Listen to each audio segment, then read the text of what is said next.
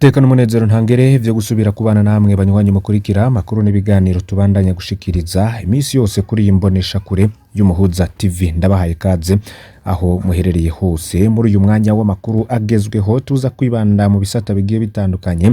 Turaza kugera mu gisata c'imigendera y'u Burundi n'amakungu, tubagezeho kandi n'inkuru irabana n'ivyashikirijwe n'umushikiranganje w'intwaro yo hagati, terambere rusangi n'umutekano. Mbere yuko mbagezaho ingingo nkuru tuza kwibandako, reka bahe kaze aho mwoba muherereye hose badukurikiye bari mu Burundi, abari mu bice bitandukanye ku mugabane wa Afrika no ku yindi migabane ya kure. Turazi ko mubandanya gukurikira ivyo dushikiriza. Brice Clotaire Oligui Nguema, umukuru w'igihugu vy'imfatakibanza wa Gabon, yamaze gushika mu Burundi. Agishika ku kibuga c'indege citiriwe Melchior Ndadaye, aciye atera yerekeza ku ngoro y'umukuru w'igihugu c'u Burundi Ntare House, aho bitegekanijwe ko ariho abakuru b'ibihugu bibiri baza kuganirira. Bitegekanijwe ko umukuru w'igihugu ca Gabon acasubira inyuma agiheza kuyagana Evariste Ndayishimiye, umukuru w'igihugu c'u Burundi. Urugendo rero akaba rugize inyuma y'izo yaraherutse kugira mu gihugu c'u Rwanda na Republika Iharanira Rusange ya Kongo hamwe n'ibindi bihugu vyo ku mugabane wa Afrika. Iyi nkuru turaza kuyibandako ku buryo bw'idonido mu kanya gatoyi twaye bateguriye. Turaza kuraba byinshi kuri Brice Clotaire Oligui Nguema yoba yaratembagaje Ali Bongo kwigenekezo rya 30 Myandagaro 2023, ndetse hamwe n'imigenderanire y'u Burundi na Gabon nayo tukaza kuyigarukako. Ni inkuru rero irimwo amakuru adasanzwe, ndagusaba kugira ntuze kwiyacikwa. Yagiye mu gihugu c'u Rwanda abonana na perezida w'ico gihugu Paul Kagame, abonana na Felix Antoine Tshisekedi wa leta ya demokrasi ya Kongo. Ariko icatangaje benshi nuko abonana na Felix Antoine Tshisekedi yari yitwaje inkoho yo mu bwoko bwa pistolet, ndetse banaramukanya yari ayifise. Ese mu Burundi vyari vyifashe gute? Yakiriwe gute ku kibuga c'indege? Vyose mu kanya gato turaza kubigarukako. Bahurikiye mu madini n'amashengero hamwe n'abari mu mashiramwe atandukanye bahamagarirwa kugira urunani rwo kurwanya biyayura mutwe. Nakamo rero batewe n'umushikiranganje w'intwaro hagati mu gihugu, iterambere rusangi n'umutekano Martin Ntiteretse. Navyo rero kaza kubigarukako ku buryo burambuye. Ndagusaba kugira ngo fyonde kuri subscribe canke s'abone niba utari wafyondako, wibuke no kubisangiza abagenzi bawe kugira badacikwa n'amakuru yose edushikirize. Ndaguhaye kaze.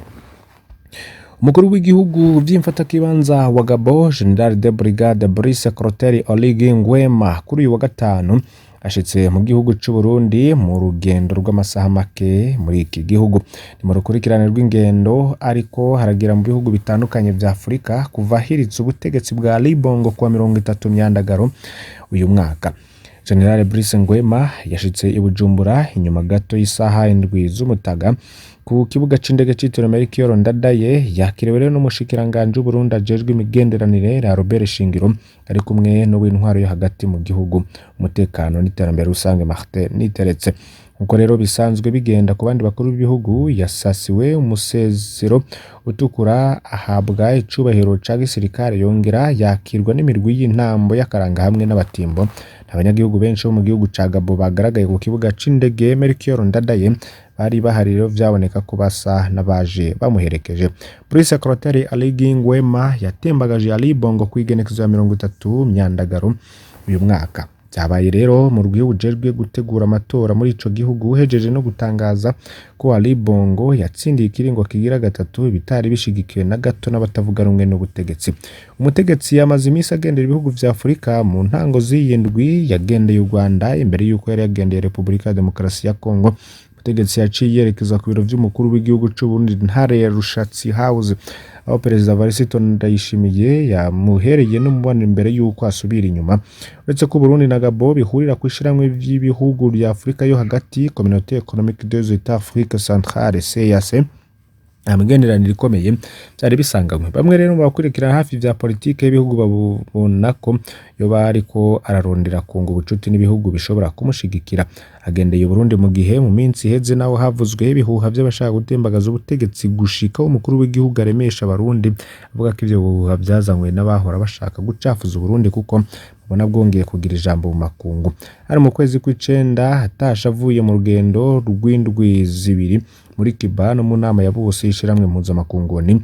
Burundi ni kimwe mu bihugu vyavuzwemwo kudeta nyinshi muri Afurika, uharuye rero n'izishobotse n'izaburijwemo zose hamwe ni 11 yageragejwe kuba vuba igatekuruzwa yo muri 2015 yashaka gutembagaza ubutegetsi bw'umuhisi Perezida Pierre Nkurunziza.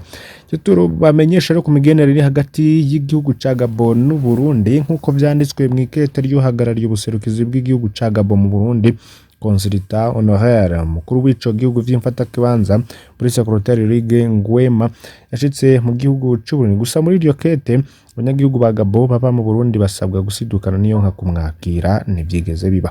None imigenderanire hagati ya Gabon no Burundi yoba yifashe gute? Tugume mu myaka ya hafi muri ndamukiza 2020 waramutswe igihugu ca Gabon Ali Bongo Ondimba ari nawe itariki ya 30 Myandagaro yahiritswe maze yasubirirwa n'uno yitezwe mu bihugu bitandukanye vya Afrika.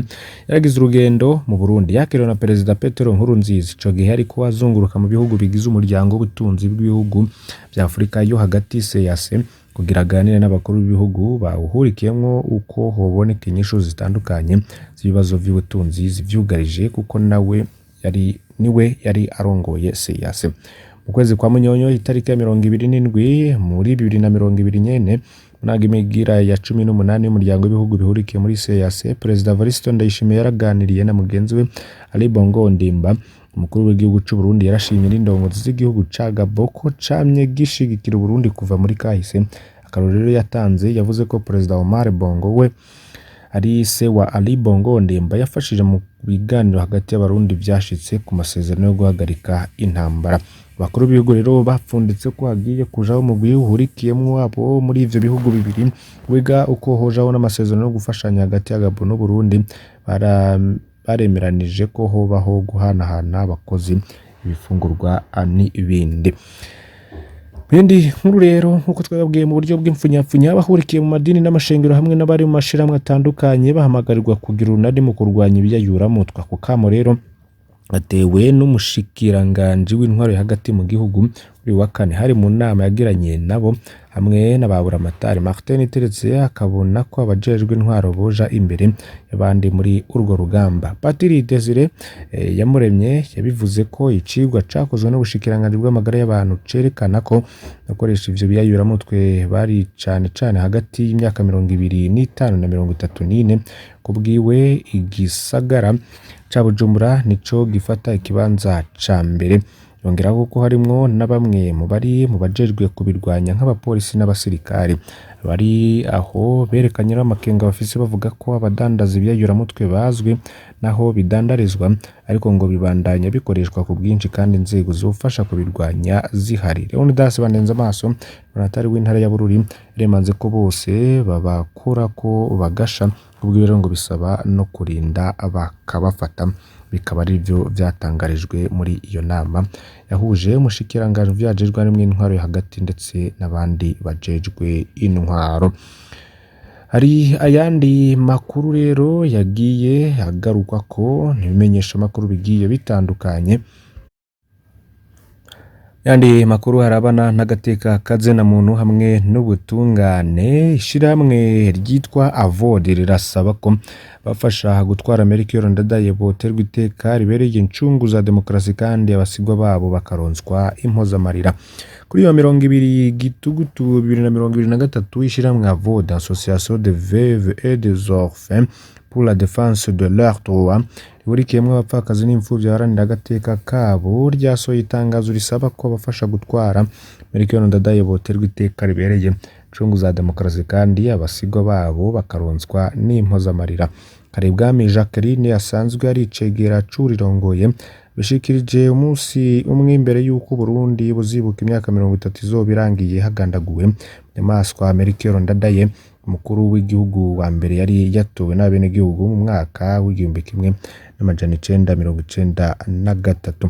Karebwami Jacqueline agasigura ko kuvaho muri Amerika Ndadaye yashiriwe mu ncungu z'u Burundi, tegeko rimugira incungu ya demokrasi rigaterwa ko mu vyatumye abasigwa bibe bibukwa barafashwa. Umuvyeyi wiwe arubakirwa buraro bwiza bw'impozamarira bandi rero ngo bagiye baribuka bagashigikirwa n'umupfakazi Mushikirangoma wa mbere Petero Ngendandumwe yambitswe kidari na leta nyuma y'imyaka 47 umushinga ntaye wiwe agandaguwe.